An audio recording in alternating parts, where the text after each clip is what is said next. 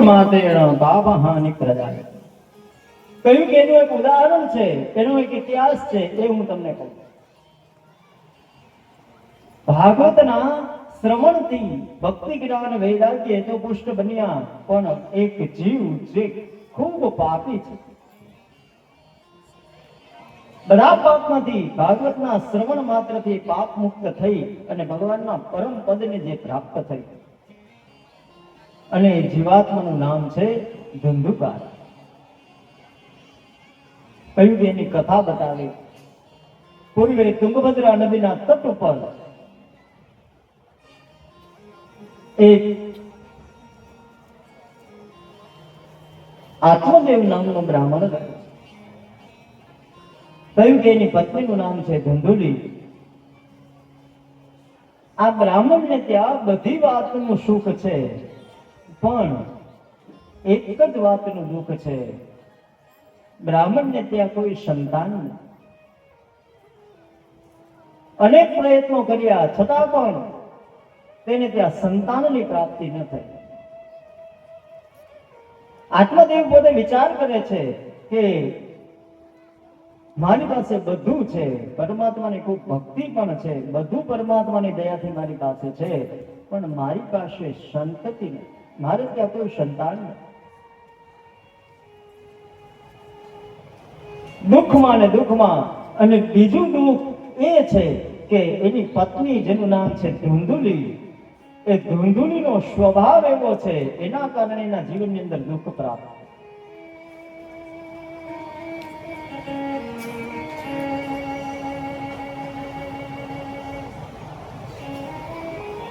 કહ્યું કે ધુંધુલીનો સ્વભાવ એવો છે કે કોઈ પણ કારણ વગર કોઈની સાથે ઝઘડો કરવો,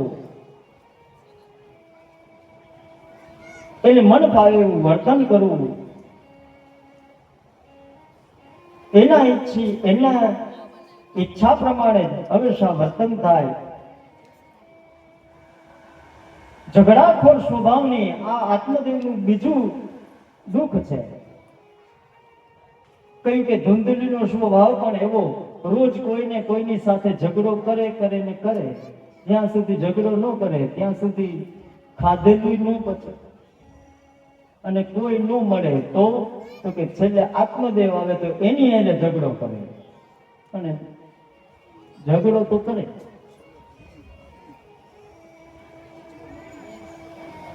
આ બે વાતનું દુઃખ ખાલી આત્મદેવના જીવનની અંદર છે. એક વખત ધુંધુલીએ એની સાથે ખૂબ ઝઘડો કર્યો એટલે આત્મદેવ એકદમ કંટાળી અને વનની અંદર પોતે ચાલ્યો ગયો. વિચાર કરે છે કે હવે આ મારે બધું છોડી અને હું વનની અંદર વયો જાઉં. વનની અંદર ચાલવા લાગ્યો. ચાલતા ચાલતા એક સરોવરના કિનારે પોતે તરસ્યો થયો, એટલે જલ પીતો હતો. સરોવરના કાંઠે બેઠો વિચાર કરતો. ત્યાંથી એક સંત નીકળ્યા, એક સાધુ નીકળ્યા, યતિ નીકળી અને જુએ છે તો કોઈ બ્રાહ્મણ જેવું કોઈ લાગે છે, અને આ સમુદ્રના સરોવરના કિનારા પર બેઠો છે. એને તો એમ થયું કે આ કદાચ આત્મહત્યા કરવા માટે આવ્યો છે. વળી યતિએ જઈ અને એને કહ્યું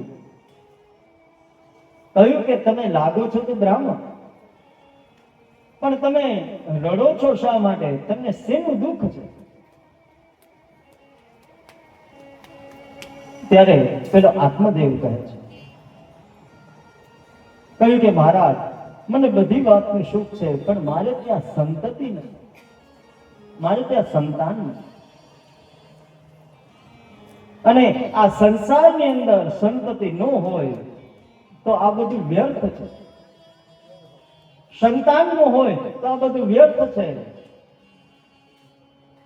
દિગ્જીવિતમ પ્રજાહીનમ દિગ્ગૃહમ ચ પ્રજામ્યના. કહ્યું કે આ પ્રજા વગર, સંતતિ વગર એક ઘર નથી, એ ઘરને ધિક્કાર છે. એક કુલને ધિક્કાર છે કે જે કુલની અંદર એ ઉત્તરાધિકારી કોઈ નથી. કહ્યું કે આવું જીવન જીવીને મારે શું કામ? બીજું એ કે મારી પત્ની એ ઝઘડાખોર સ્વભાવની છે, એટલે હવે મારે મારું જીવન ટૂંકાવવું છે.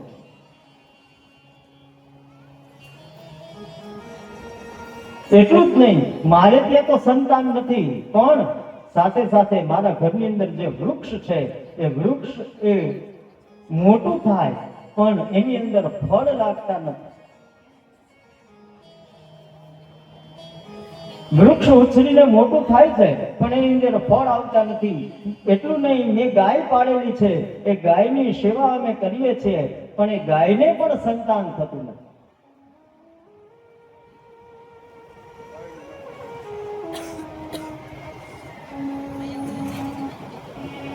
કહ્યું કે ગાય પણ વંધ્યા થઈ, એ વૃક્ષ પણ એ ફળ આપી શકતા નથી. એટલા માટે મારે હવે આ જીવનને ટૂંકાવવું છે. લોકો મને જોઈ અને કહે છે કે આ જો આ વાંજીઓ જાય છે, અને હવે એ શબ્દો મારાથી સંભળાતા નથી. આટલો વિચાર કરી અને કહે છે, યતિ કહે છે, કહ્યું કે હે બ્રાહ્મણ શ્રેષ્ઠ, સૌથી પહેલા તો એ આત્મદેવનું લલાટ જોઈ અને પેલા યતિએ જોયું કે આના ભાગ્યમાં પેલા સંતાન છે કે નથી. ભાગ્યની રેખાઓ જોતા તરત એ યતિ એ સંન્યાસી પોતે સમજી ગયા. કહે છે કે આ બ્રાહ્મણના ભાગ્યમાં સંતાનનું સુખ જ નથી. પણ સીધું ન કહી શક્યા એટલે કહે છે, મંચ જ્ઞાનમ પ્રજા રૂપમ બલિષ્ઠા કર્મણો ગતિ. કહ્યું કે હે બ્રાહ્મણ, તમે જે સંતાનની અપેક્ષા તમે રાખો છો એ તમે છોડી દો. એવું નથી કે સંતાન હોય તો જ પરમાત્માનું પદ આપણને પ્રાપ્ત થાય.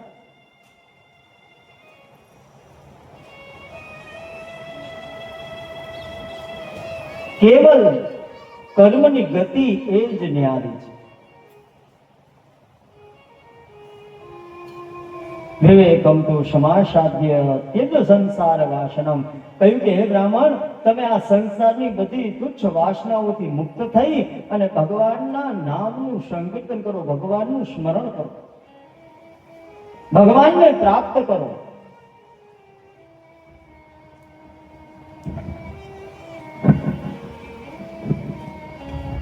સુખમાં પથરા પડે તો રામ હૃદયથી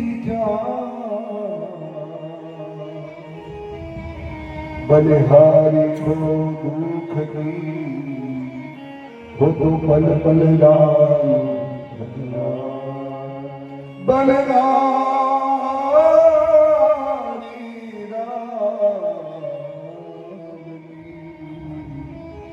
હો પલ પલ રામ. માણસનો એક સ્વભાવ છે, માણસને જીવનની અંદર જો બધું મળી જાય તો એ સૌથી પહેલા ભગવાનને પોતે ભૂલી જાય. માણસની પાસે બધું એમને વગર માગે આવે ને તો કોઈ અહીંયા મંદિરે દર્શન કરવા જ ન આવે.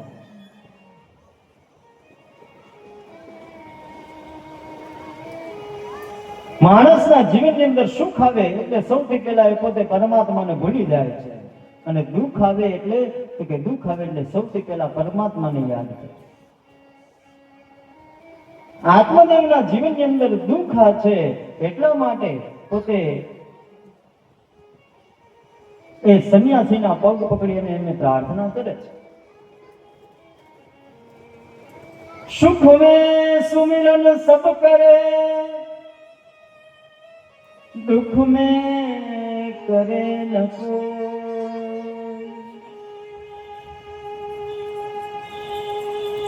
जो सुख में सुमिरन करे तो दुख काहे कोई.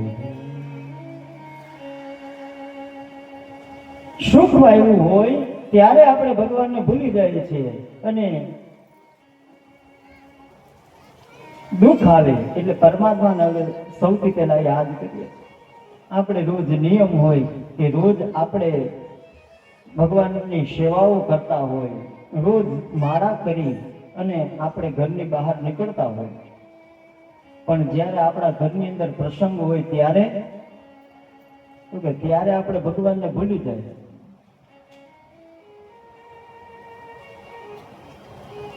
એમાં કઈ પ્રસંગ હોય એટલે આપણે આપણા ભગવાન બાજુવાળાને સોંપી દઈએ કે લ્યો હવે તમે કઈક અમારા ભગવાનની સેવા કરી દો, અમારી પાસે હમણાં ટાઈમ નથી.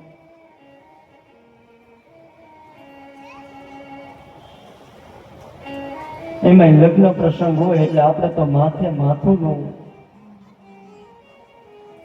શું કરવું, ક્યાં પહોંચવું એ જ પેલા સમજાય છે. લગ્ન હોય 2 કલાકના, 3 કલાકના, 4 કલાકના, પણ એમાં 4 કલાક તો પાછા બ્યુટી પાર્લર વાળા દેવાના. હવે બ્યુટી પાર્લરમાં જાવ ભગવાનની સેવા કરીએ. સુખમાં આપણે ભગવાનને વિસરી જઈએ, ભગવાનને ભૂલી જઈએ, અને દુઃખમાં એ પરમાત્માને આપણે યાદ કરીએ. છતાં પણ ભગવાન એટલા બધા દયાળુ છે કે એક વખત તમે એમને યાદ કરો અને તરત એ પરમાત્મા આપણા દુઃખોને દૂર કરે છે. આત્મદેવ કહે છે, પ્રભુ મારા જીવનની અંદર બધી પ્રકારનું સુખ છે, પણ મારે ત્યાં સંતતિ નથી, એ વાતનું મને દુઃખ છે. યતિ કહે છે, કહ્યું કે તમે આ બધી સંસાર વાસનાઓને મુક્ત કરી દો, એમાંથી મુક્ત થાઓ. પણ આપણે જેટલું માણસને છોડવાનું કહીને એટલું વધારે એ તરફ એ પોતે આગળ વધે. આ મનુષ્યનો સ્વભાવ છે. આપણે કોકને એમ કહી કે વાં જાતા નહીં એટલે પેલા ન્યા જ જાય, ન્યા શું છે એ જોવા માટે જાય. આપણે એમ કીધું હોય કે હમણાં અહીંથી કોઈએ દરવાજાની બહાર નીકળવાનું નથી એટલે પેલા આપણે દરવાજા બહાર જોઈને ચેક કરી કે ન્યા છે શું, ના શું કામ પાડે. ધર્મ શાસ્ત્ર વગેરે પણ આપણને એવી જ આજ્ઞાઓ કરે છે કે આ ન કરવું, તોય આપણે પેલા ઈ જ કરીએ.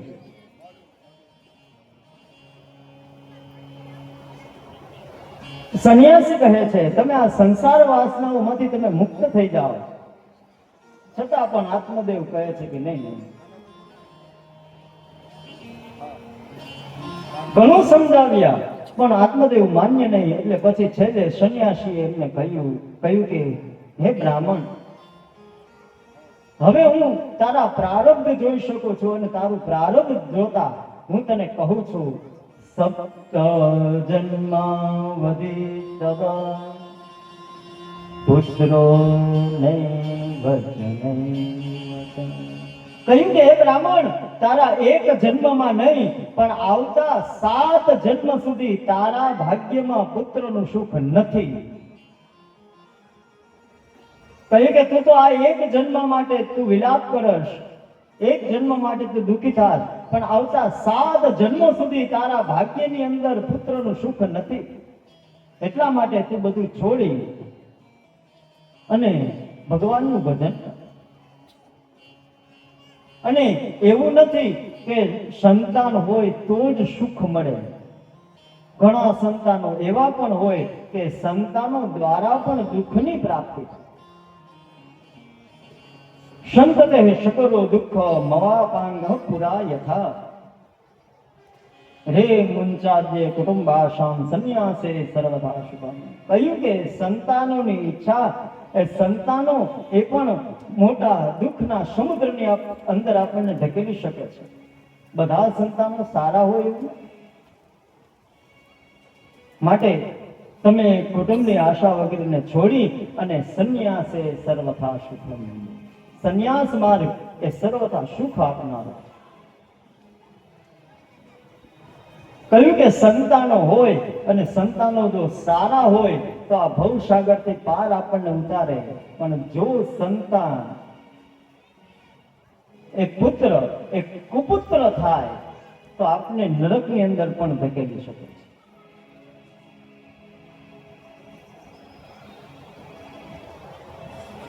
કહેવાય ને કે એક ગામની અંદર એક વ્યક્તિ, અને વ્યક્તિને બધાએ કહે કે બાપા તમે તો ખૂબ ભાગ્યશાળી, તમારે ત્યાં તો 5 દીકરા છે,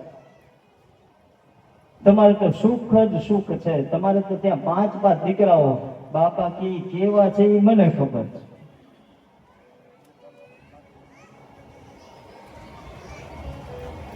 કે 5 દીકરાઓ છે પણ એમાંથી 3 જેલમાં છે, 2 ફરાર છે.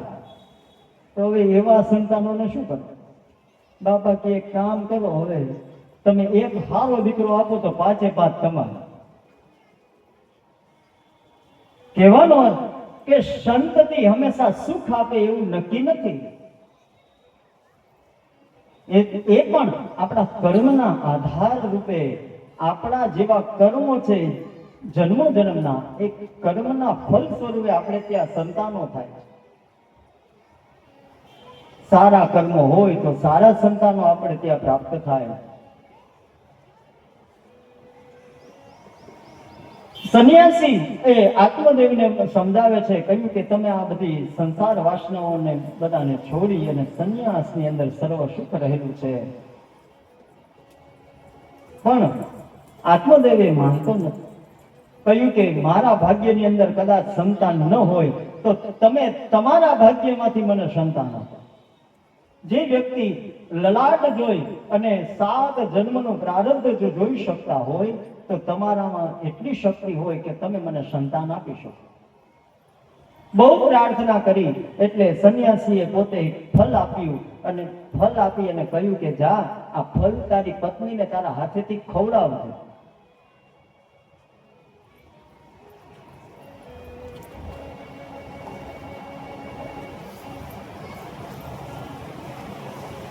સંન્યાસીએ આત્મદેવને કહ્યું હતું કે તું તારા હાથેથી આ ફળ તારી પત્નીને તું ખવડાવી દેજે, એટલે તારે ત્યાં એક સંતાન ઉત્પન્ન થશે. આત્મદેવ રાજી થયો, પોતાના નગરની અંદર પાછો આવ્યો. ધૂંધલી મળી. ધૂંધલી કહે કે સૌથી પહેલા કે ક્યાં ગયા હતા? આત્મદેવે બધી વાત કરી અને કહ્યું કે હું તો મારું જીવન ટૂંકાવવા માટે ગયો હતો, પણ મને સંન્યાસી મળ્યા ને એને આ ફળ આપ્યું છે. આ ફળ તું ખા એટલે આપણે ત્યાં સંતાન થશે. આટલું કહ્યું અને આત્મદેવ એ ફળ એ ધૂંધુલીને ફળ હાથમાં આપી અને ત્યાંથી ચાલ્યો. પત્ન્યા પાણો ફલમ દત્વા સ્વયં યાતસ્તુ પુત્રચિત. પત્નીના હાથની અંદર ફળ આપી અને ધુંધુકારી આત્મદેવ એ પોતે પોતાના કાર્યની અંદર જતો રહ્યો. સંન્યાસીએ કીધું હતું કે તારા હાથેથી તું એને ફળ ખવડાવજે, પણ એના હાથેથી ફળ ખવડાવ્યું નહીં, ખાલી હાથમાં આપી અને આત્મદેવ ચાલ્યો ગયો. આ બાજુ ધૂંધુલી હવે વિચાર કરે છે. ધૂંધુલી વિચાર કરે કે આ ફળ ખાવ, આ ફળ કોણે આપ્યું, એ કેવા માણસ હશે, આવો બધા વિચાર કરવા લાગ્યા. કહ્યું કે આ ભૂદેવ એ બ્રાહ્મણ એ તો સાવ ઘોડા છે, એને કોઈ પણ ગમે તે આપે એટલે તરત મને આપે, પણ હવે આમાં કંઈક બીજું, આ ફળ ખાવ અને મારી સાથે કઈ અજુગતું બને તો.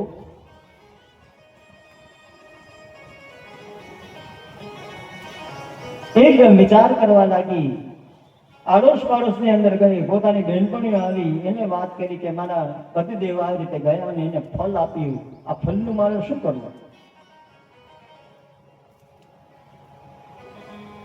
વિચાર કરે છે કે આ ફળ ખાઈ જાઓ અને ફળ ખાતા જો મારે સાચે ગર્ભ રહે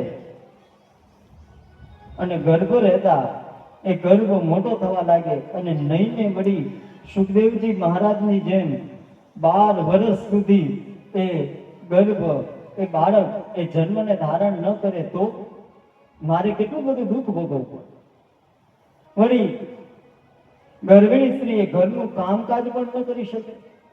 એની બહેનપણીઓ સાથે કહેવા લાગી, કહ્યું કે તો એમાં ચિંતા શું કરવાની હોય, કદાચ ગર્ભ રહે અને કામકાજ ન થાય તો એક કામ કરો, તમે તમારા નણંદને બોલાવો, એ આવીને કામકાજ કરે, તમારે આરામ કરવો. ધૂંધુલી કહે કે ના, એનું તો નામ જ નહીં લેવાનું, નણંદને તો હાવ ન બોલાવાય, કે એ તો ચોયકી છે કે અમારું બધું લઈ જાય તો. આવો વિચાર કરવા માંડ્યો. વળી વિચાર કરે કે ગર્ભને ધારણ કર્યું, ગર્ભવતી થાવ અને નહીને આખા ગામમાં આગ લાગે તો મારે શું કરવું? બધાય તો પોતાનો જીવ બચાવીને ભાગી જાય, હું ગર્ભની સાથે કઈ રીતે દોડી શકું? મારું મૃત્યુ થાય. આવા અનેક તર્ક વિતર્કો પોતે કરવા લાગ્યા. પછી બેનપણી હતી એ કંટાળી, એ કે હવે બેન તારે જેમ કરવું એમ કર, હવે અમે બીજી કઈ સલાહ તને ન આપીશું.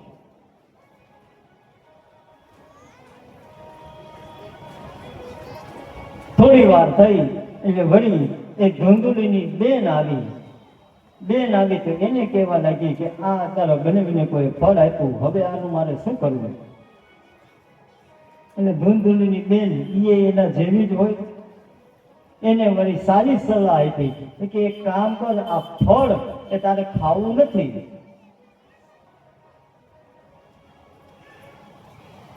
હું પણ ગર્ભવતી છું, તું મારા પતિને થોડું ધન આપજે, એટલે હું મારું સંતાન એ તને આપી દઈશ, અને તું ત્યાં સુધી ગર્ભવતી હોય એવો તું શ્વાંગ રચજે, એવો તું ઢોંગ કરજે. બંને બહેનો સમજી ગયા, બંને બહેનોએ નક્કી કર્યું. પણ ધૂંધુલી કહે કે તો આ ફળનું શું કરવું? તો કે આ ફળની પરીક્ષા કરવા માટે એક કામ કર, આ ફળ તું ગાયને ખવડાવી દે. ધૂંધુલીએ ફળ ન ખાધું અને ફળ ગાયને ખવડાવી દીધું.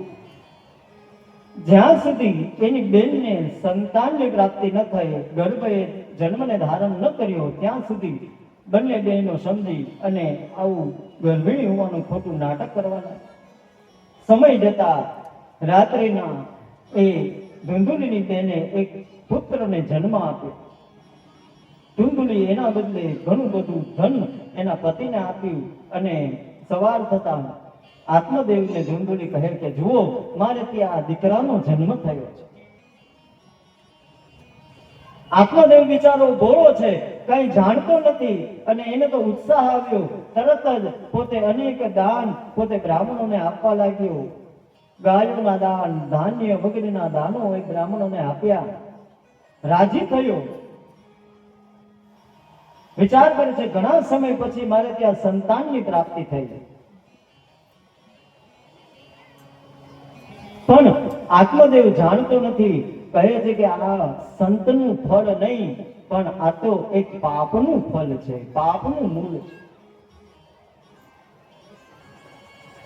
થોડો સમય થયો અને થોડો સમય થતા કહ્યું કે એ સંન્યાસીએ જે ફળ આપ્યું હતું એ ફળ પણ નિષ્ફળ કેમ થાય? એ ફળ ગાયને ખવડાવ્યું હતું તો ગાયને ત્યાં પણ સંતાનની પ્રાપ્તિ થઈ. પણ આશ્ચર્ય એ થયું કે ગાય એક વાછડા કે વાછડીને જન્મ આપે, પણ એ ગાયે એક સંન્યાસીના ફલ સ્વરૂપ, એના ફલના પ્રભાવથી એક મનુષ્ય જેવા બાળકને જન્મ આપ્યો. મનુષ્ય જેવા બાળકને જન્મ આપ્યો. આખું શરીર એનું મનુષ્ય જેવું, પણ એના કાન ખાલી ગાય જેવા.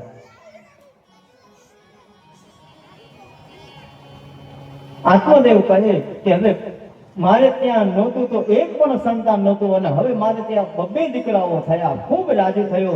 વિચાર કરે કે હું બ્રાહ્મણના બાળક છે તો એ બંનેને 16 સંસ્કાર કરું, નામકરણ સંસ્કાર ઇત્યાદિ મારે સંસ્કાર કરવા છે. પણ ધૂંધુલીએ ચોખ્ખું કહી દીધું, કહ્યું કે મારા બાળકનું નામ બીજા કોઈ ન પાડે, મારા બાળકનું નામ હું જ પાડીશ, અને એ બાળકનું નામ, મારું નામ છે ધૂંધુલી, અને મારા બાળકનું નામ પડશે ધૂંધુકારી. આમ કરી અને ધૂંધુકારીના નામકરણ સંસ્કાર કર્યા. પણ ગાયના પેટેથી ગર્ભવતી જેને જન્મ ધારણ કર્યો એ બાળક, એના કાન ગાય જેવા હતા, એટલે એનું નામ પડ્યું ગૌકર્ણ. કાનને સંસ્કૃતની અંદર કર્ણ કહેવામાં આવે, એટલે ગૌકર્ણ એવું એ બાળકનું નામ પડ્યું. બોલીએ ગોકર્ણજી મહારાજ. આમ કહ્યું કે આ બંને સંતાનો એ આત્મદેવને ત્યાં ધીમે ધીમે મોટા થવા લાગ્યા, પણ બંનેની અંદર ભેદ છે. હંમેશા પોતાના કર્મ પ્રમાણે જ મનુષ્યને જીવનની અંદર એને ફલની પ્રાપ્તિ થતી હોય છે. જેવું કર્મ કરીએ એવું જ ફળ આપણને આપણા જીવનની અંદર પ્રાપ્ત થાય. ધુંધુલીએ આત્મદેવનો સાથે સૌથી પહેલા વિશ્વાસઘાત કર્યો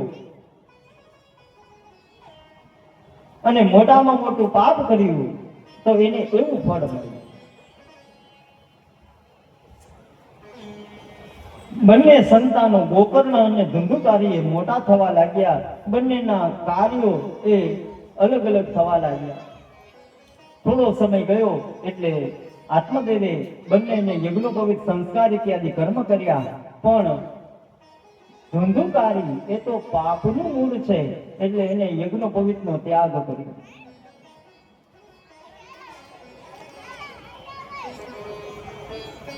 કહે છે ગોકર્ણ પંડિતો જ્ઞાની ધુંધુકારી મહાખલ સ્નાન શૌચ ક્રિયાહીનો દુર્ભક્ષી પાપ કલંગતઃ. કહ્યું કે ગોકર્ણ જે છે એ ગોકર્ણ મહાન પંડિત થયા અને ધુંધુકારી એ મહાફલ એટલે મોટામાં મોટો એ પાપી થયો.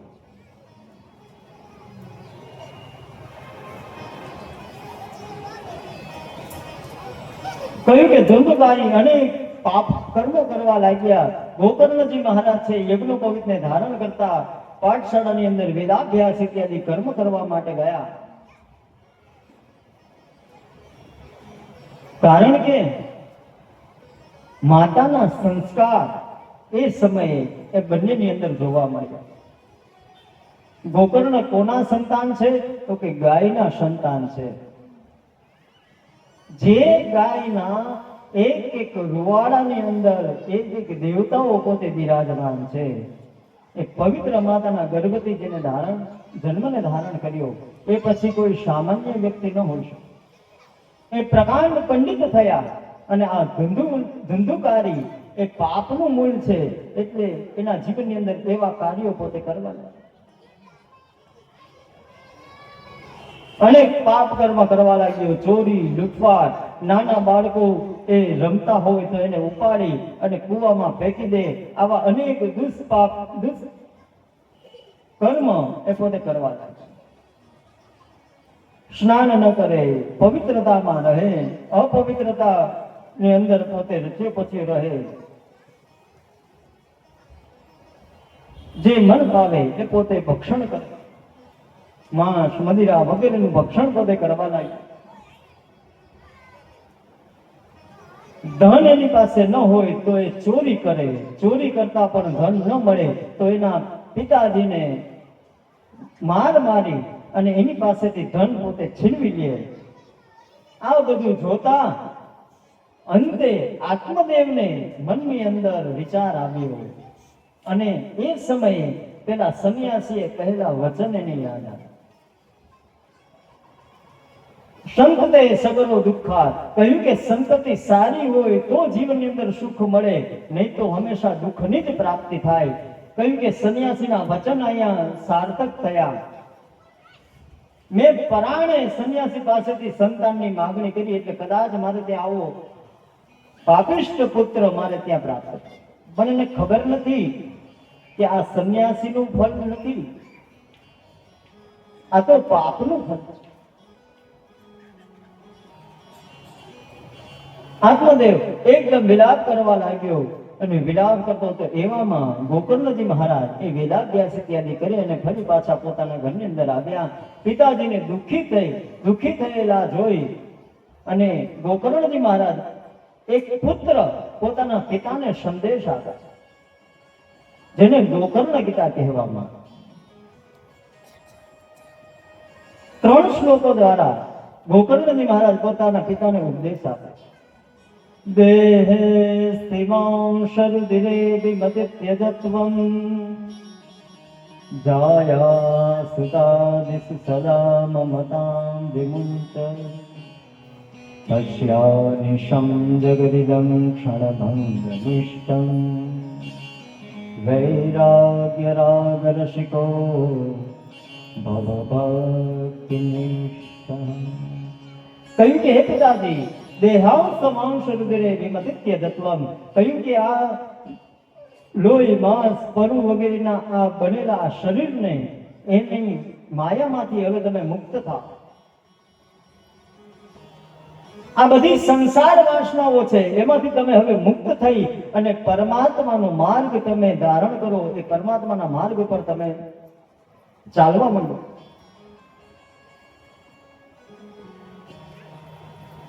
કહ્યું કે મનુષ્ય હંમેશા એ જ માયામાં પડ્યો રહે છે કે આ મારા છે, આ મારા છે. એ જ ભાવનાની અંદર પોતે ભગવાનને પોતે ભૂલી જાય છે. પત્ની તો કહે છે કે મારી, સંતાનો કહે છે તો કે મારા, સગા સંબંધીઓ કહે છે એ બધા કહે છે કે મારા. પણ મૂળ સ્વરૂપની અંદર આપણું ઈશ્વર સિવાય આ જીવાત્માનો કોઈ બીજો સાથી નથી. માત્ર એક ઈશ્વર જ એ જન્મ જન્માંતરના સાથી, એ પરમાત્મા આપણા રહેલા. ગોકર્ણજી મહારાજ કહે છે, કહ્યું કે દેહેસ્થી માણસરુદે વિમતિત્ય દત્વમ. કહ્યું કે આ બધી સંસાર વાસનામાંથી મુક્ત થાઓ. અને શું કરવું?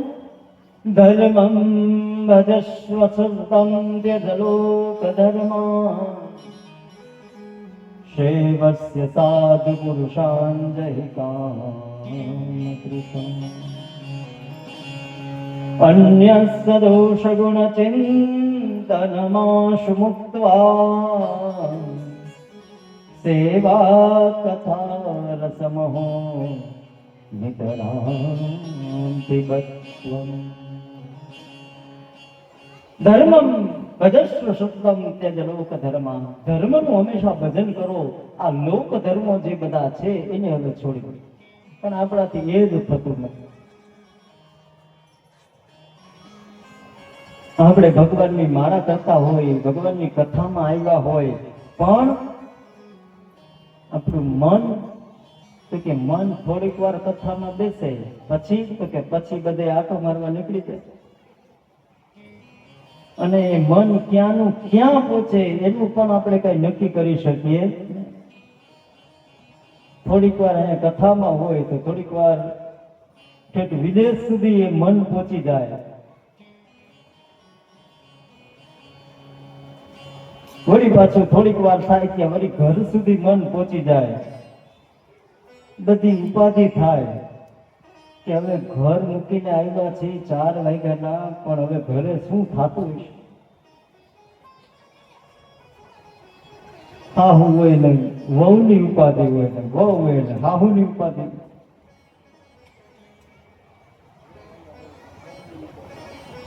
અને બધા અહીંયા હોય તો ઘરની ઉપાધિ હોય કે ઘરે કોઈ આવ્યું નહીં હોય ને. થોડી પાછી થોડીક વાર થાય તો કે હવે આ જલ્દી કથા પૂરી કરે તો હારું, વહેલા હારું. પછી ઘરે જઈને ધંધાતું રાંધવાનું, શું રાંધશું.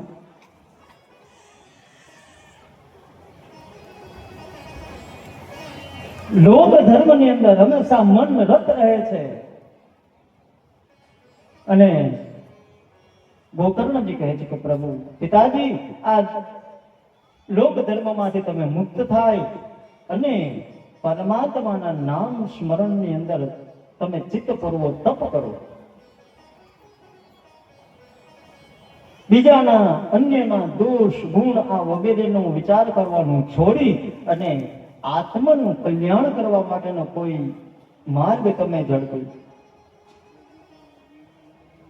એવં સુતોપી વસતોપી ગૃહં વિહાય યાતો વનં સ્થિરમતિર્ગત 6 વર્ષ યુક્તો હરેરનુદિनं પરિચર્યયાશો શ્રી કૃષ્ણમાપનિયતં દશમસ્ય પાઠં. આ રીતે એક પુત્રના સંદેશથી, એક પુત્રના જ્ઞાન દ્વારા આત્મદેવને પોતાને આત્મજ્ઞાનની પ્રાપ્તિ થઈ અને વિચાર કર્યો કે ખરેખર હવે આ બધું છોડી અને મારે ભગવાનની ભક્તિ કરવી છે.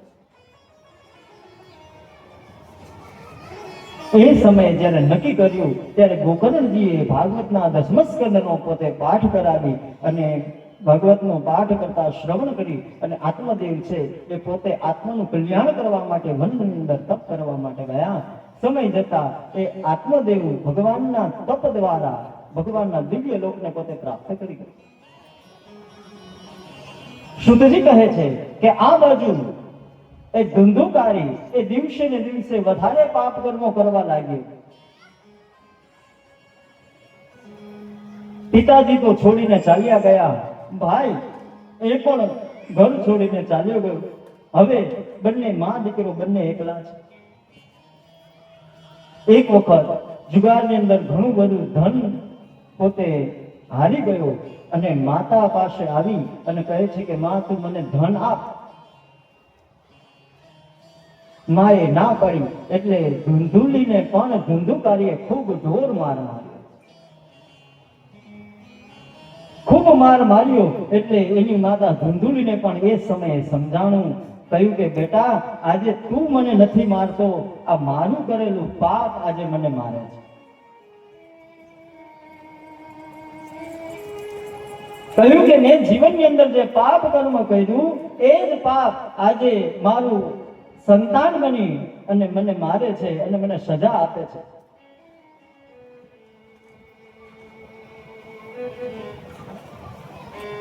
બહુ માર માર્યો એટલે માતાથી સહન ન થયું અને ધુંધુલી એ પણ એકદમ રાત્રિના અંધકારની અંદર વનની અંદર જતી રહી.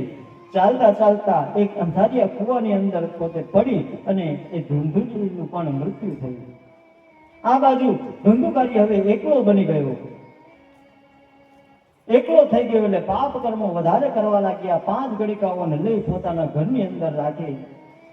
એ ગણિકાઓની બધી માંગો પૂરી કરવા માટે અનેકો ચોરી કરવા લાગ્યો. એક વખત રાજાના ખજાનામાંથી ચોરી કરી અને ધુંધુકારી ઘણું બધું દ્રવ્ય લઈને આવી. પણ પાપ કરવાનું ફલ પણ હંમેશા પાપ જ હોય છે અને એની કોઈ સારી ગતિ ક્યારેય એ જીવાત્માની થતી નથી. એટલા બધા પાપો કર્યા કે એની પાછળ કોઈ પણ કાર્ય કરવામાં આવે એ પાપમાંથી કોઈ રીતે મુક્ત થઈ શકતું નથી.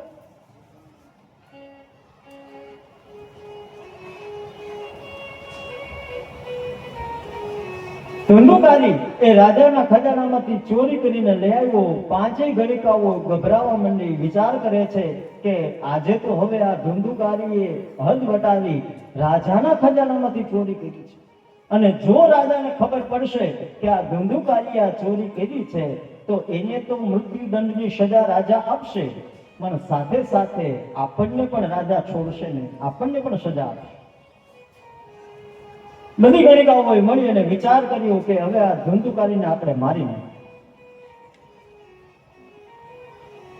પણ એને મારવું કેમ? બધી યોજનાઓ બનાવી. રાત્રિનો સમય થયો અને ધુંધુકારી જેવો પોતાના ઘરની અંદર આવ્યો એટલે 5 ગણિકાઓએ મળી એકદમ ધુંધુકારીને બાંધી દીધો. ગળા ફાંસો આપ્યો પણ ધુંધુકારી કોઈ રીતે મરતો નથી. એના કર્મ છે એ કર્મ એને હરાવે છે પણ કોઈ રીતે જીવ જતો નથી. બધી ગણિકાઓ ડરવા લાગી. વિચાર કરે છે કે ધુંધુકારી જો બચી જશે તો આપણને એકેયને છોડશે નહીં. એ આમ પણ ક્રૂર છે અને આપણે એને મારવાની કોશિશ કરી, જો છૂટી જાય તો એ આપણને પણ મારી નાખશે. એટલે એક ગણિકા દોડતી રસોડામાં ગઈ, ધગધગતા અંગારા લાવી અને ધુંધુકારીના મોઢાની અંદર નાખી દીધા અને ખૂબ પીડાતા એ ધુંધુકારીનો જીવ એ જતો રહ્યો. જીવ ગયો પણ પાપ કર્મ કર્યું છે એટલે ન પિતૃલોકને પામ્યો ન નર્કને પામ્યો પણ પ્રેત યોનિમાં એનો જન્મ થયો. ગણિકાઓએ મળી એ ધુંધુકારીનું જે શબ હતું એ શબને એ જ ઘરની અંદર ખાડો કરીને એની અંદર દાટી દીધું. અર્ધરાત્રિએ જે કાંઈ ધન હતું એ બધું ધન લઈને ગણિકાઓ પોતે ત્યાંથી ચાલી ગઈ. કોઈને ખબર પણ ન પડી કે ધુંધુકારીનું મૃત્યુ થયું છે કે શું થયું એ કોઈને કાંઈ ખ્યાલ ન આવ્યો. ઘણા સમય પછી ગોકર્ણજી મહારાજ તીર્થયાત્રા કરતા કરતા પોતાના ગામની અંદર આવ્યા. ઘરની અંદર આવી અને પોતે વિશ્રામ કરે છે. અને એ સમયે વિશ્રામ કરતા હતા એવામાં ચિત્ર વિચિત્ર ત્યાં અવાજો સંભળાવા લાગ્યા. શક્રુન્મેષ શક્રુદસ્તિ શક્રુચ મહિષો ભવત શક્રુદેન્દ્ર શક્રુચાગ્નિ વનશ્ચ પુરુષો ભવત. કહ્યું કે ગોકર્ણજી મહારાજ પોતે સૂતા હતા એવામાં થોડી વાર થાય ત્યાં કોઈ મોટો અગ્નિ એને જોવા મળે. ક્યારેક અગ્નિનું સ્વરૂપ ધારણ કરી અને ધુંધુકારીએ પ્રેત યોનિમાં એની સામે પ્રગટ થાય. ક્યારેક ઇન્દ્ર જેવું રૂપ લઈ અને ગોકર્ણની સામે આવે. ક્યારેક બકરાનું રૂપ લઈ અને આવે. વિચિત્ર વિચિત્ર રૂપ પોતે ધારણ કરી અને ગોકર્ણને બોલાવવા માટે જાય. ગોકર્ણને કઈક સંદેશો આપવા માટે જાય છે, પણ બોલી શકાતું નથી, વાચા નથી. અને એ સમયે ગોકર્ણજી મહારાજે કહ્યું કે આપ કોણ છો? આપ મને ડરાવવાની કોશિશ શા માટે કરો? જે કોઈ હોય તમે મારી સામે પ્રગટ કરો. એ સમયે પ્રેત યોનિની અંદર એ ધુંધુકારી પોતે ત્યાં પ્રગટ થયો, પણ બોલી શકાતું નથી. એટલે ગોકર્ણજીએ હાથમાં જલની અંજલી લઈ એ જલને અભિમંત્રિત કરી અને જ્યાં ધુંધુકારી ઉપર જલ છાટ્યું ત્યાં એ પ્રેતને વાચા કરી. અહમ ભ્રાતા ત્વદીયોસ્મિ ધુંધુકારીતિ નામતઃ સ્વકીયનૈવ દોષેણ બ્રહ્મત્વં નાસિતં મયા. કહે છે કે હે ગોકર્ણ, હું બીજું કોઈ નહીં પણ સ્વયં તારો ભાઈ ધુંધુકારી. અહમ ભ્રાતા ત્વદીયોસ્મિ ધુંધુકારીતિ નામતઃ. બધું વૃતાંત કહ્યું કે મારા જીવનની અંદર મેં આટલા બધા દુષ્કર્મ કર્યા અને એના ફલ સ્વરૂપે મને આ પ્રેત યોનિ મળી છે. હું આ પ્રેત યોનિમાં એટલો બધો પીડાઉં છું કે તું આ પ્રેત યોનિમાંથી મને મુક્ત કર. હે કરુણા કરનારા, તારી કરુણાનો કોઈ પાર નથી. હે કરુણા કરનારા, તારી કરુણાનો કોઈ પાર નથી. હે સંકટના હરનારા, તારી કરુણાનો કોઈ પાર નથી. હે સંકટના હરનારા, તારી કરુણાનો કોઈ પાર નથી. હે મારા પાપ ભર્યા દેવા, હું ભૂલ્યો કરવી સેવા. ગોકર્ણ કહે છે કે ભાઈ, મેં તો તીર્થોમાં જઈ ગયાજીમાં જઈને પણ તારા મુક્તિની માટે મેં શ્રાદ્ધ વિધિ કર્યા, શ્રાદ્ધાદિક ક્રિયાઓ કરી છે, છતાં પણ તને મુક્તિ કેમ ન મળી? ત્યારે ધુંધુકારી કહે છે, કહ્યું કે ભાઈ, તું ગયાજીની અંદર મારા પાછળ એક નહીં પણ 100 શ્રાદ્ધ કદાચ કર તો પણ મને મુક્તિ ન મળે. શું કામ? કારણ કે મારા પાપ જ એટલા બધા છે. મારા પાપ ભર્યા દેવા, હું ભૂલ્યો કરવી સેવા. મારા પાપ ભર્યા છે કરવી સેવા. હે મારી ભૂલોના ભૂલનારા, તારી કરુણાનો કોઈ પાર નથી. મારી ભૂલોના ભૂલનારા, તારી કરુણાનો કોઈ પાર નથી. હે તું પ્યાર કા સાગર હે, તું પ્યાર કા સાગર હે, तेरी एक बूंद के प्यासे हम, तेरी एक बूंद के प्यासे हम, तू प्यार का सागर है, तू प्यार का सागर है। ગોપાલજી કહે છે કરે કે ભાઈ તો હવે તને કઈ રીતે મારે મુક્તિ અપાવે?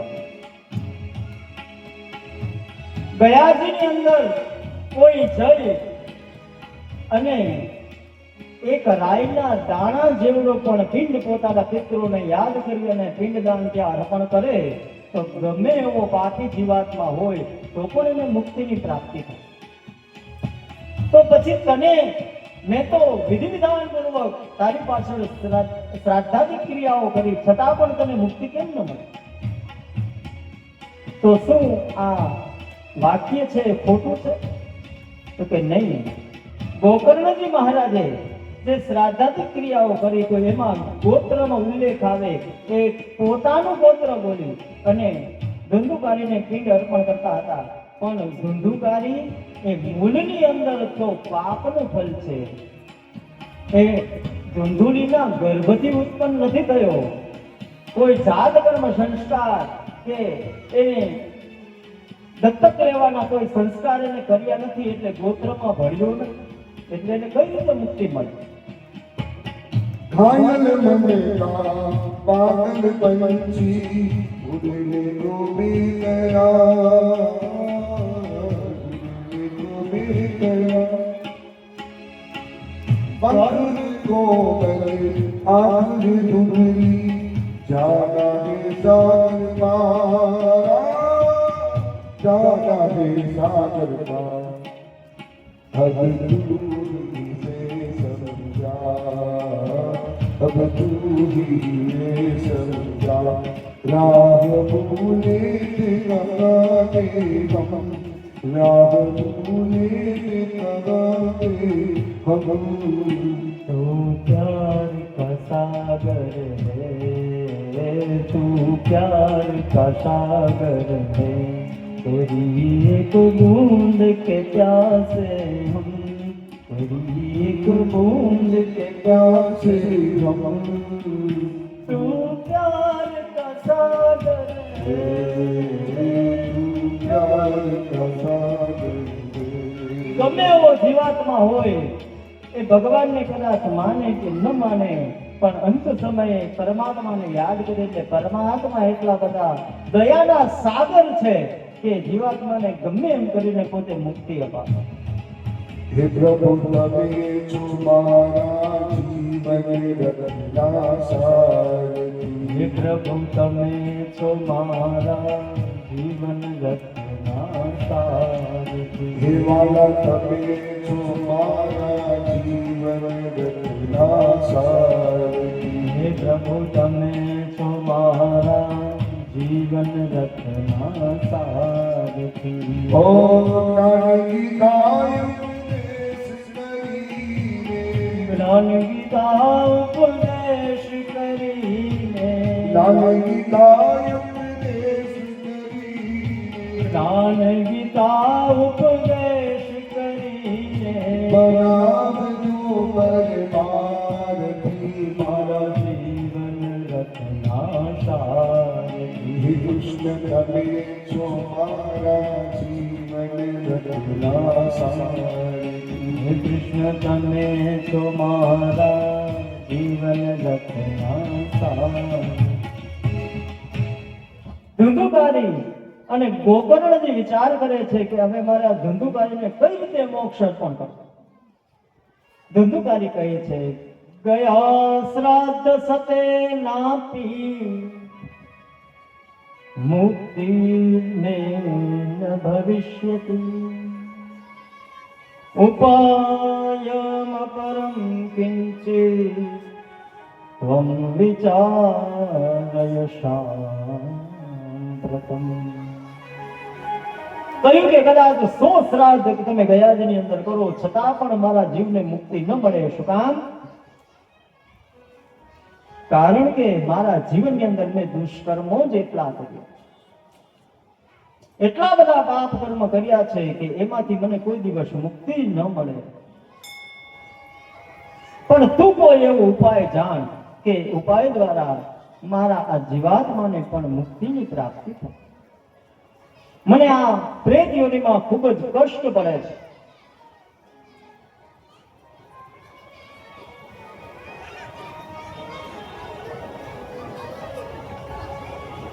કહ્યું કે મહાપુરુષો કહે છે જેને જીવનભર એટલા દુષ્કર્મ કર્યા હોય એને જીવનની અંદર એના આગલા અનેક જન્મો સુધી એને ક્યારેય મુક્તિની પ્રાપ્તિ થતી નથી. સત્કર્મ કરવાથી જ એ જીવાત્માને મુક્તિની પ્રાપ્તિ થાય.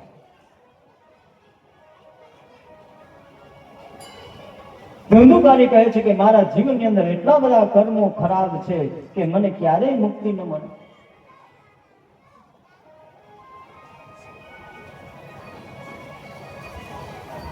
ભાગવતની અંદર મહાત્મ્યની અંદર બતાવેલા આ ધુંધુકારી અને બીજા મહાભારતની અંદર બતાવેલા એ ધૃતરાષ્ટ્ર, આ બંનેના એટલા બધા પાપો છે કે આ બંનેને ક્યારેય મુક્તિ મળે નહીં. પણ આ બંનેને પણ મુક્તિ મળી, અને એનું મોટામાં મોટું કારણ તો કે એનું મોટામાં મોટું કારણ એ છે કે બંનેના ભાઈ ભગવાનના પરમ ભક્ત હતા, એટલા માટે ભાઈ દ્વારા એને મુક્તિની પ્રાપ્તિ બંનેને થઈ છે.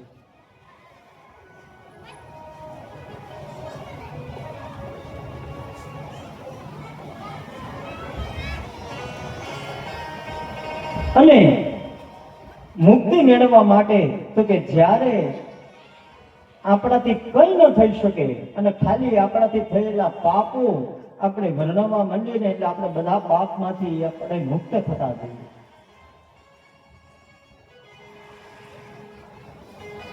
આપણી નજર સમક્ષ હમણાંનો આ કલિયુગનો જ એક દાખલો, અને કચ્છની અંદર અંજારની અંદર જેસલ જાડેજો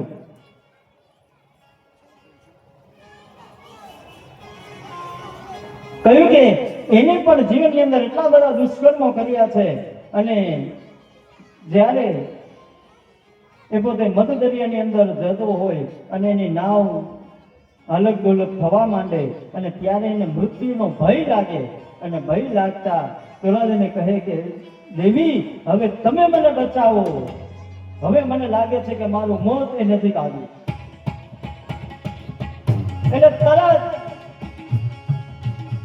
સતી કોરલ એ જાડેજાને કહેવા લાગી કે જાડેજા, તારે જો તારી નાવને કિનારા સુધી પહોંચાડવી હોય તો તે કરેલા પાપ તું એક પછી એક વર્ણવા માંડ તો તારી નાવ આપોઆપ કિનારા સુધી પહોંચી જશે. પણ જેસલ કહે છે કે તોરાને હે તોરલ, હું કેટલા પાપનું વર્ણન કરું, મારા જ્યાદા ઓછા પાપ નથી, જેટલા માથાના વાળ છે એ એટલા પાપ મેં મારા જીવનની અંદર કર્યા. જેટલા માથાના વાળ નથી રાણી, જેટલા માથાના વાળ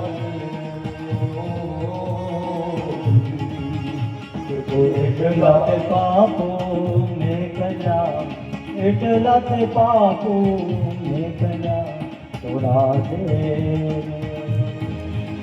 એમ મેં સકે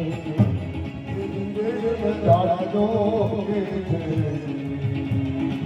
આપ તારો પ્રસાદ કરેગા, તારો સંસાર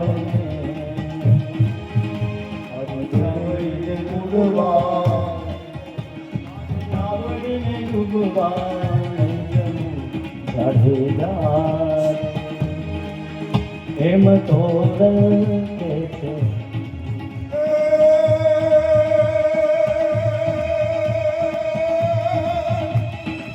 લુટી કુમારી જાન જતી રાણી, લુટી કુમારી જાને તો સતીશ મોડ ગંગા મારિયા, સતી જાન મોડ ગંગા હરિયા ગોરા યમ તારો કે છે એ ધીરે પછી શરણ કે છે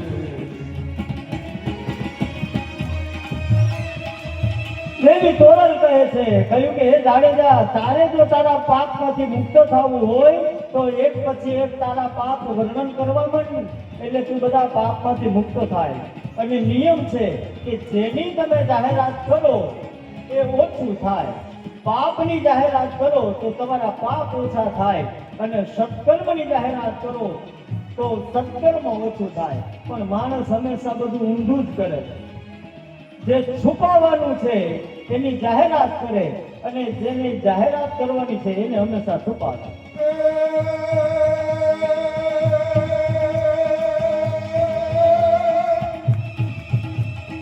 એલુની કુવારી જાન જતી રવિ રે કુવારી જાને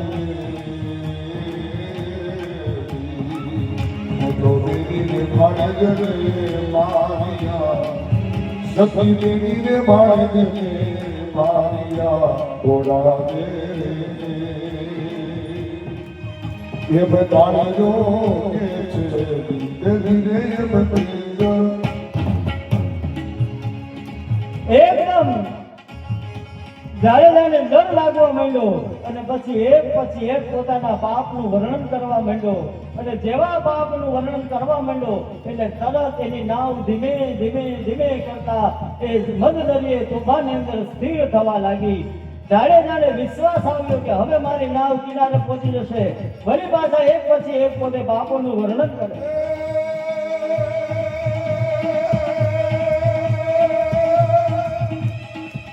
કોઈના દેશ વીર સતીરાણી કોઈના દેશ વીર રે જે બાપી તૈરાની અમે તારજો તમે સદાને અમે તારજો તોરા રે જે તારજો કે છે જીવે જાણતો જાડેજો એ મધદરિયાની અંદર એક પછી એક પાપનો પોકાર કરવા લાગ્યો, અને પાપ જેવું વર્ણન કરવા લાગ્યો એટલે એની નાવ જેવા પાપનું વર્ણન પૂરું થયું અને નાવ એકદમ સ્થિર થઈ અને સુખરૂપ પોતે મધદરિયેથી કાંઠા સુધી પહોંચી. અને એ જ ક્ષણની અંદર એ કચ્છની ધરતીનો કાળો નાગ એ જેસલ જાડેજો એ હવે પીર થઈને પોતે પૂજાવા લાગ્યો. પછી તો કહે છે કે હે તોરલ, હે દેવી, હવે હું આજથી તમારો ભક્ત, તમે કહો એમ હું કરીશ. અને જેસલને પણ જીવનની અંદર અનેક કાર્યો એવા પણ કરવા પડ્યા કે લોકો જેનાથી થરથર કાપતા હતા, જે ડરતા હતા, એ જ બધા મળી અને એ જાડેજાની હવે મશ્કરીઓ કરવાના.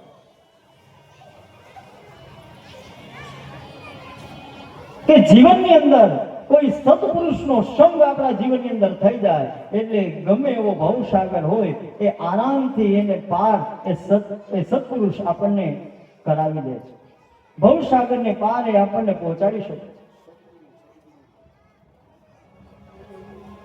કહ્યું કે સદગુરુની તાકાત છે અને સદગુરુનું મહાત્મ્ય એટલે જ દરેકના જીવનની અંદર છે. ગુરુ વગરના હોય તો એને આપણે એમ કહીએ કે તો નુગરો છે, એને તો કોઈ ગુરુ જ નથી. આપણને એમ થાય કે આ ગુરુ બનાવવા અને આ બધું શું રોજે રોજ કરવું. પણ જીવનની અંદર જ્યારે સાચા સદગુરુ આપણને પ્રાપ્ત થાય એટલે આપણો બેડો પાર. એ જીવને જીરો લીનો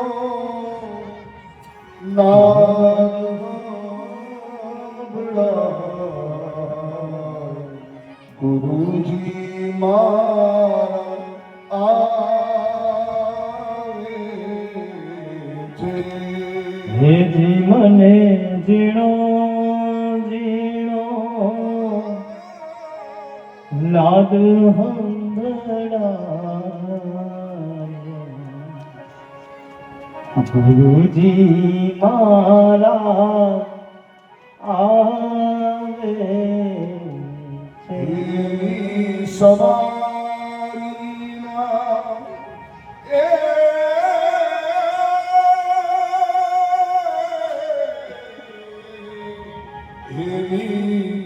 સવારીના પડઘા સંભળાય ગુરુજી મારા આવે છે. હેતી મને ઝીણો ઝીણો નાદ સંભળાય ગુરુજી મારા આવે. એવી સવારીના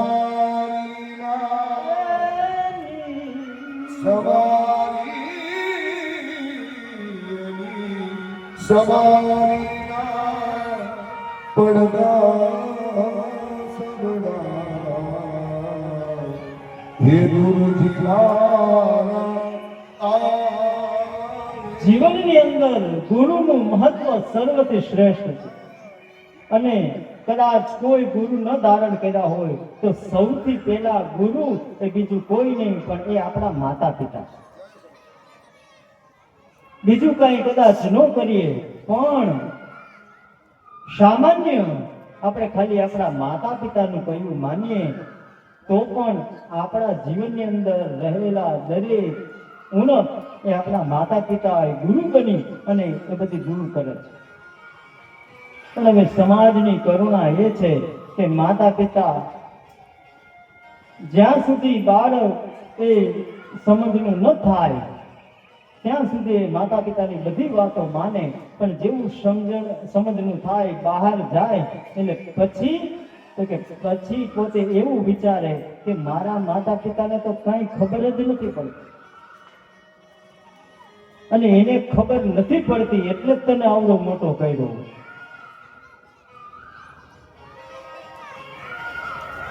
નગર તારી શું તાકાત છે કે તું આ બહાર જઈને આખી દુનિયાને તું જોઈ શકે? કહ્યું કે સૌથી પહેલા ગુરુનો દરજ્જો કોઈને આપવામાં આવ્યો હોય તો એ માતા પિતાને ગુરુનો દરજ્જો આપ્યો.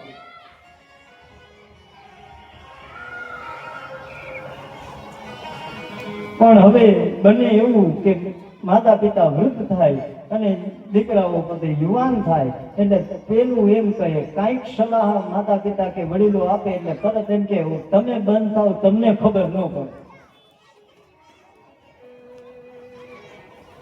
નાના હોય ત્યારે આપણને બંધ કરે, ત્યારે મોટા એમ કે તું બંધ થા, તને ન ખબર પડે. લગ્ન થાય, પત્ની આવે ને પત્ની આવે એટલે ઈ આપણને એમ કે તમે બંધ થાવ, તમને ખબર ન પડે. વળી મોટા થાય છોકરાઓ થાય ત્યારે છોકરાઓ પાછા એમ કે તમે બંધ થાવ, તમને ખબર ન પડે. બહાર જાય તો બહાર કોઈ બધા એની વચ્ચે બેઠા હોય કઈક બોલે તો ઈ બધા એમ કે તમને ખબર ન પડે, તમે બંધ થાવ. માણસ વિચાર કરે તો આ ખબર ક્યારે પડશે? આ જીવન પૂરું થઈ ગયું.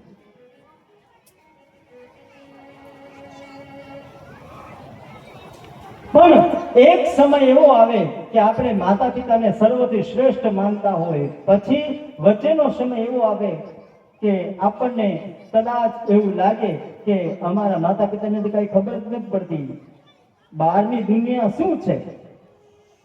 પણ એ સંસારની અંદર પોતે હરીફરીને જ્યારે બધેથી થાકે ત્યારે સમય આવે ને ત્યારે એને ફરી પાછું જ્ઞાન થાય કે મારા માતા પિતા જે કહેતા હતા એ બધું સાચું છે.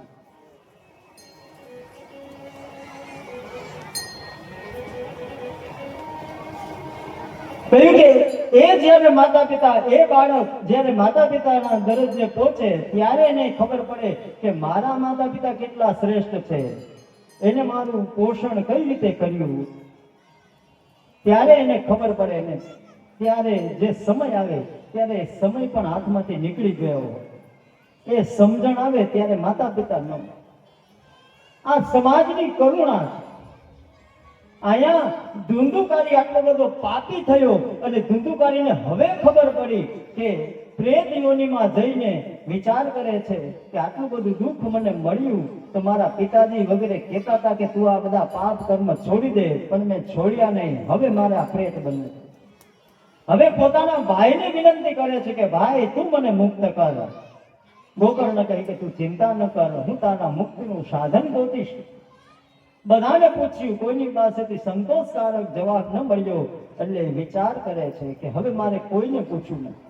બીજા દિવસનો સૂર્યોદય થયો અને સૂર્યોદય થતા સૂર્યનારાયણ ભગવાનને અર્ઘ્ય આપતા સૂર્યનારાયણ ભગવાનનો રથ રોકી ગોકર્ણજીએ પ્રશ્ન કર્યો. કહ્યું કે મહારાજ, ગયાજીની અંદર શ્રાદ્ધ કરવા છતાં પણ મારા ભાઈને મુક્તિ ન મળી, તો હવે એને મુક્તિ આપવા માટેનું કોઈ સાધન મને બતાવો. અને એ સમયે ભગવાન સૂર્યનારાયણે તુભ્યં નમો જગત સાક્ષી, જે આખા જગતના સાક્ષી સ્વરૂપ દેવ છે, એમને પ્રાર્થના કરતા સૂર્યનારાયણ ભગવાને કહ્યું કે હે ગોકર્ણ, તમારા ભાઈને મુક્તિ અપાવી હોય તો એના માટેનો માત્ર ને માત્ર એક જ ઉપાય છે, અને એ છે શ્રીમદ ભાગવતનું પારાયણ. તમે શ્રીમદ ભાગવતનું પારાયણ કરો અને કોઈ બ્રાહ્મણને મુખ્ય શ્રોતા તરીકે ત્યાં બેસાડી અને ભાગવતનું કથન કરો. એ શ્રવણ કરે અને શ્રવણ માત્રથી તમારા ભાઈને પ્રેતત્વમાંથી મુક્તિની પ્રાપ્તિ થશે. આ રીતે સૂર્યનારાયણ ભગવાનની પાસેથી ઉપાય જાણી અને ગોકર્ણજી પોતે પોતાના નગરની અંદર પાછા ફર્યા અને પોતાના ભાઈને મુક્તિ અપાવવા માટે સુંદર મજાના ભાગવતનું આયોજન કર્યું. અષાઢ માસની અંદર નોમથી પૂર્ણિમા સુધીનો સમય એને નિશ્ચિત કર્યો અને પોતે શ્રીમદ ભાગવતની કથા કહેવાનું અને બ્રાહ્મણને મુખ્ય શ્રોતા બનાવી અને એની પાસે શ્રવણ કરાવવાનો વિધિ એમને પ્રારંભ કર્યો છે. બધા જ ગામના લોકો એ ભાગવતજીની કથાનું શ્રવણ કરવા માટે ત્યાં ઉપસ્થિત થયા. ધુંધુકારી પણ પ્રેત સ્વરૂપે વાયુ સ્વરૂપે ત્યાં આવ્યો. વિચાર કરે કે મારે પણ ભાગવતની કથા સાંભળવી છે, પણ ક્યાંય જગ્યા કોઈ સ્થાન એવું મળ્યું નહીં. ખૂણાની અંદર એક લીલો વાસ પડ્યો હતો. એ વાસની અંદર વાયુ સ્વરૂપે ધુંધુકારી બિરાજમાન થઈ અને ભગવાનની કથાનું શ્રવણ કરવા લાગ્યા. કથાનું પ્રારંભ થયો. એક દિવસ પૂર્ણ થયો અને સાંજનો સમય થતા જ્યાં આરતી પૂજાનો સમય થયો અને આરતી પૂજા જ્યાં પૂર્ણ થયા ત્યાં વાંસની સોટી જે હતી, વાંસ જે રાખેલો હતો એમાં 7 ગાંઠો હતી અને એમાંથી સૌથી પહેલા એકદમ ધડાકાની સાથે એ વાંસની પેલી ગાંઠ ફૂટી. બધાએ વિસ્મય પામ્યા. વિચાર કરે છે કે આ શું થયું. બીજા દિવસની કથા થઈ. બીજો દિવસ પૂર્ણ થવા આવ્યો. બીજો દિવસ પૂર્ણ થતા જેવી આરતી પૂજન ઇત્યાદિ કર્મ પૂર્ણ થયું એટલે વાંસની બીજી ગાંઠ તૂટી. એમ કરતા કરતા 6 દિવસ પૂર્ણ થયા. 7મો દિવસ આવ્યો, કથાનો અંતિમ દિવસ. અને કથાનો અંતિમ દિવસ આવ્યો અને માણસો વધી ગયું. વિચાર કરે છે કે રોજે રોજ એક એક ગાંઠ વાંસની તૂટે છે, તો આજે શું થશે. કથા સાંભળવા તો પછી આવ્યા, પણ પેલા બધા ઈ જાણવા આવ્યા કે હવે શું થાય. ઘણી વખત આપણે એવું બનતું હોય કે આમ કથા બેઠી હોય ને એટલે ઈ ઘણા કથા સાંભળવા ન આવે, પણ ઈ જોવા આવે કે ત્યાં કેવી વ્યવસ્થા છે, ત્યાં આ બધા ભેગા મળીને શું કરે છે. બધા ગામના લોકો એ પણ કથામાં આવ્યા અને જેવા 7 દિવસ કથાના પૂર્ણ થયા, કથાનું એ પૂર્ણ થઈ અને કથા પૂર્ણ થતા આરતી પૂજન ઇત્યાદિ કર્મ થયું અને આરતી પૂજન થતા ત્યાં એકદમ ચમત્કાર થયો.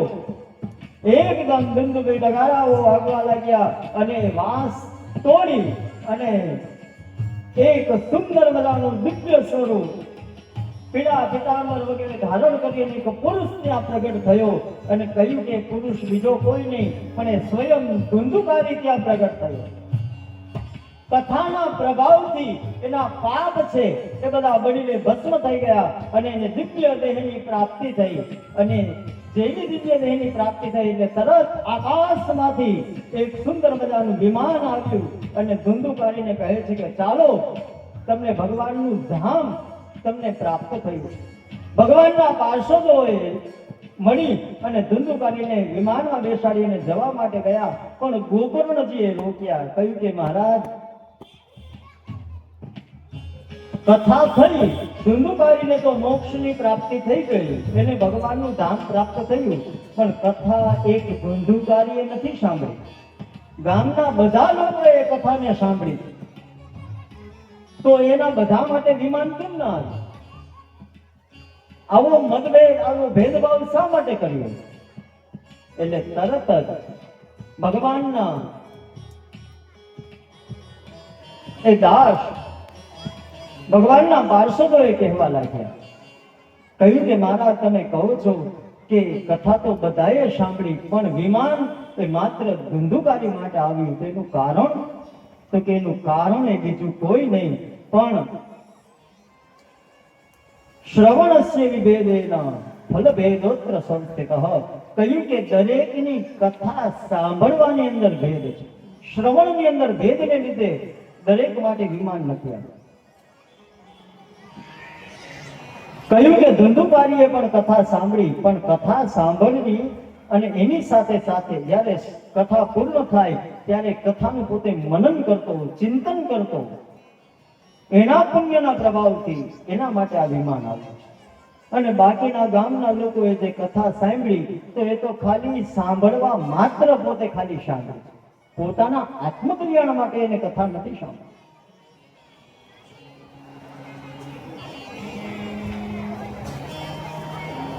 ઘણી વખત આપણે એમ કહીએ કે અહીંયા કથા બેઠી છે રામેશ્વર મંદિરની અંદર, તો તમે કથા સાંભળવા માટે આવો, આપણે બધાને કહેતા હોઈએ, પણ કથા સાંભળવા માટે આવીએ, પણ એ શ્રવણની અંદર પણ ભેદ છે. વળી કોક તો એટલા બધા બુદ્ધિશાળી હોય એટલે આપણે એમ કહીએ કે કથામાં આવજો, એટલે તરત કે અમે તો એવી કેટલી કથાઓ સાંભળી નાખી, પણ એ સાંભળી નાખી ને એટલે જ તકલીફ છે.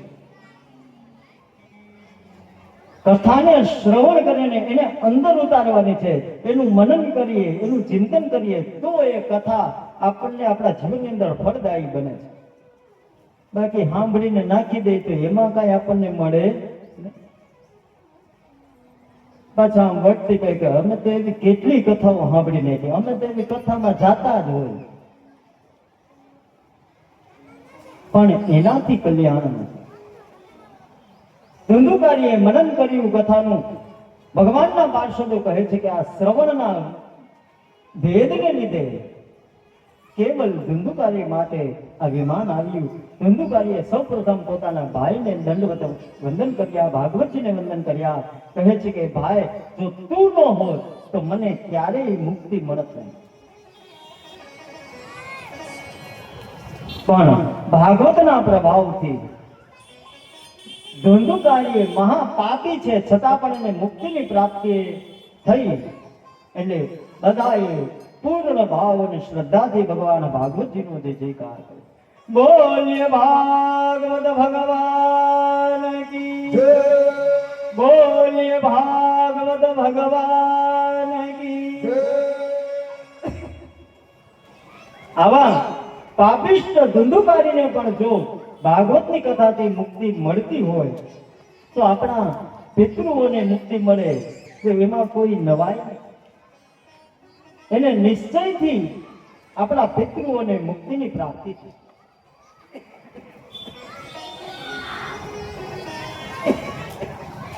આ બધું દ્રશ્ય જોયું અને ધુંધુકારીને ભગવાનના પાર્ષદો ભગવાનના ધામની અંદર લઈ ગયા. ગામ લોકોએ ફરી પાછી ગોકર્ણજીને પ્રાર્થના કરી કે હવે દરેકના કલ્યાણ માટે તમે ફરી પાછી ભાગવત કથા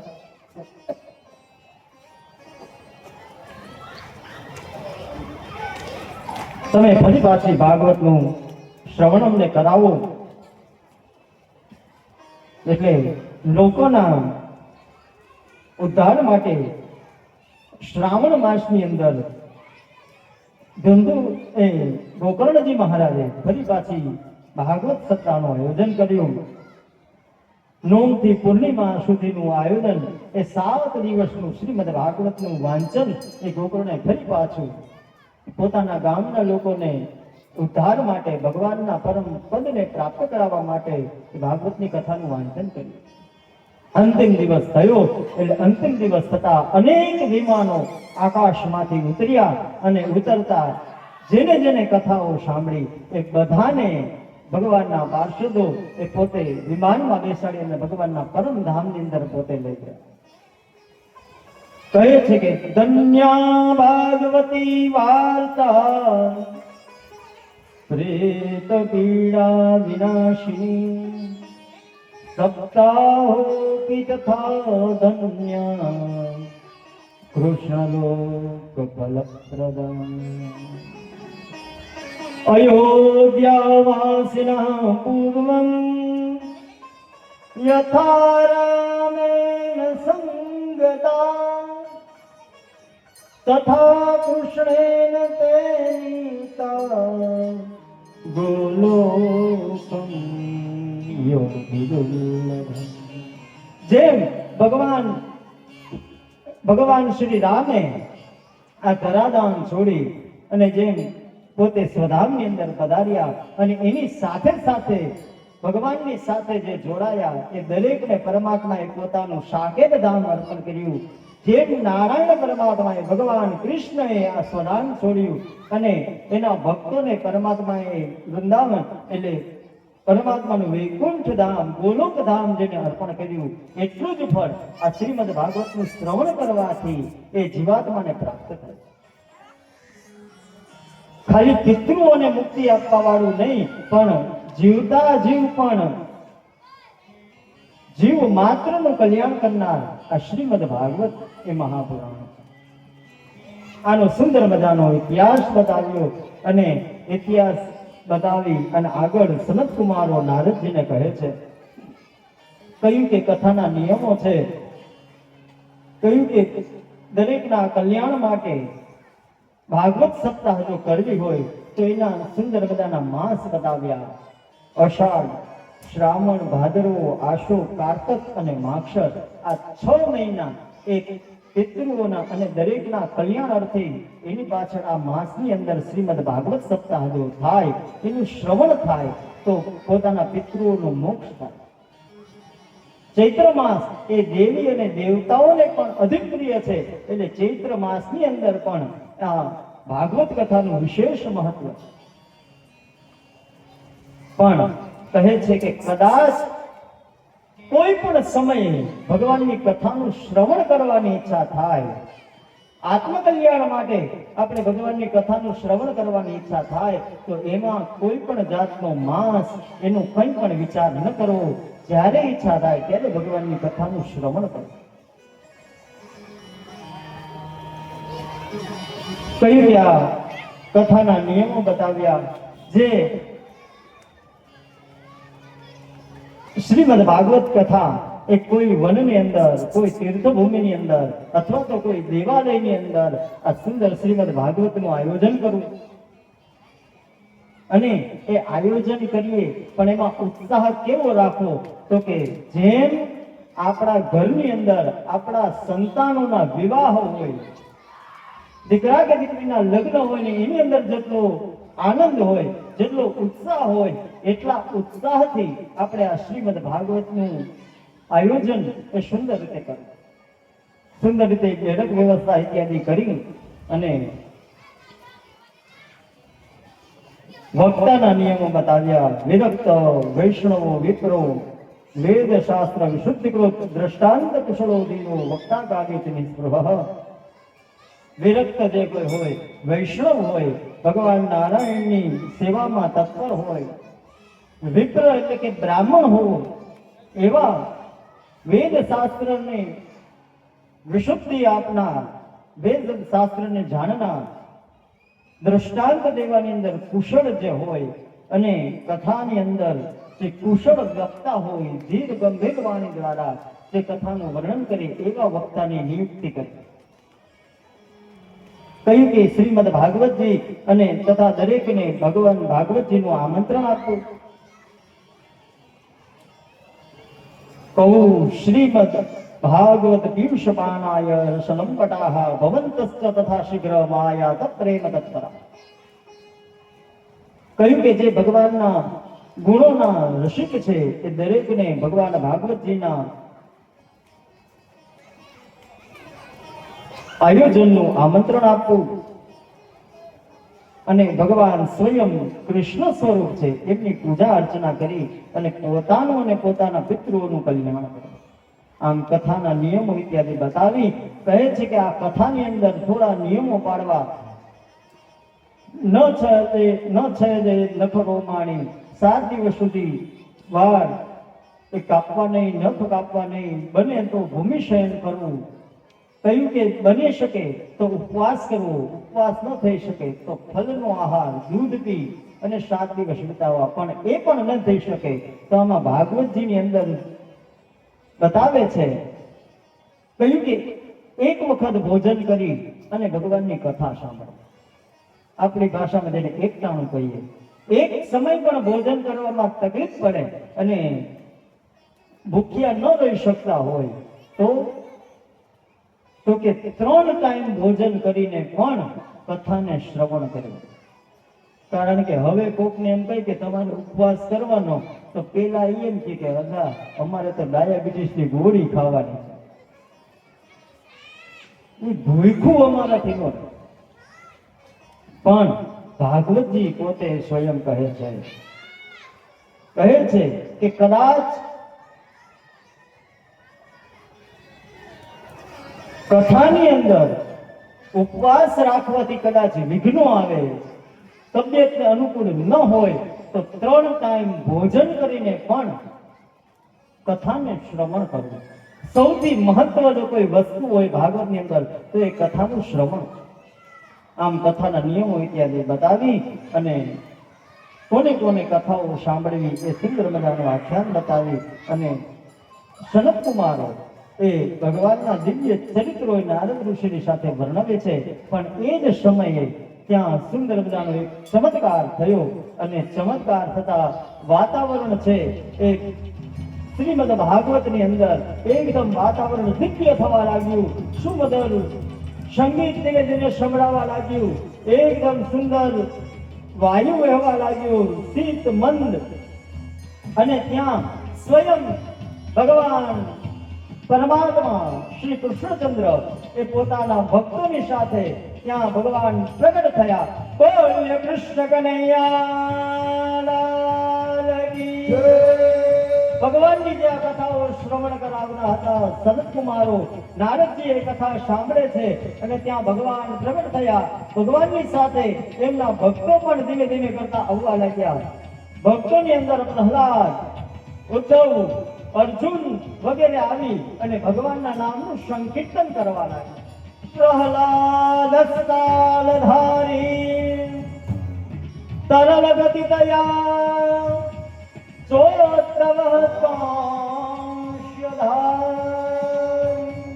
પ્રહલાદજી એકદમ જોર જોરથી ભગવાનના નામથી તાલી પાડવા લાગ્યા. ઉદ્ધવજીએ કાશ્ય અને મંજીરાઓ હાથમાં લઈને એકદમ મંજીરા વગાડવા લાગ્યા. વીણાધારી સુરર્ષિ ત્યાં તો દેવ ઋષિએ પોતે એકદમ વીણાને ધારણ કરી અને વીણાના એક પછી એક પોતે તાર ખેંચવા લાગ્યા અને સુંદર મજાના વીણામાંથી શબ્દ કરવા લાગ્યા. સ્વક કુશલ દયા રાગ કરતાર્જનો ભૂત. અર્જુનજી ઉભા થઈ રાગની અંદર જે કુશળ છે એક પછી એક રાગના આલાપો કરવા લાગ્યા.